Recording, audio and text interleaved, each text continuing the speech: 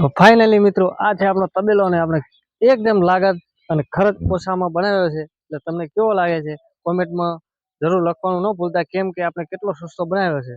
તો મિત્રો ખરેખર આપણે વાત કરીએ તો આ ઈંટો આવેલી છે, આ જે દિવાલ દેખાય છે ઈંટની, એ ફક્ત ને ફક્ત 800 ઈંટોમાં કમ્પ્લીટ થઈ ગઈ છે. અને હવે 200 લઈશું એટલે કમ્પ્લીટ ફાઇનલ આપણો અધેરાનું લેવલ આવી જશે. અને હવે મિત્રો આપણે વાત કરીશું કે આજે ગમણ ભરવાનું કામકાજ ચાલુ છે.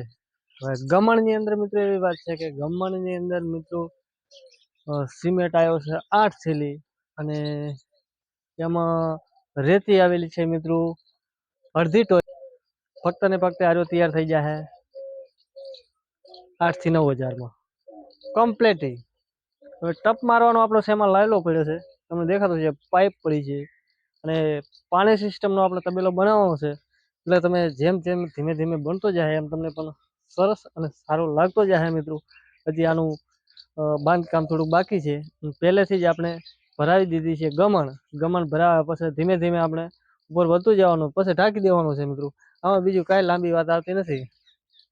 ઢાંક્યા પછી મસ્તની આપણે પણ એની અંદર ગાયો બાંધી દઈશું. તમને દેખાતું છે ગાયો બેઠી છે.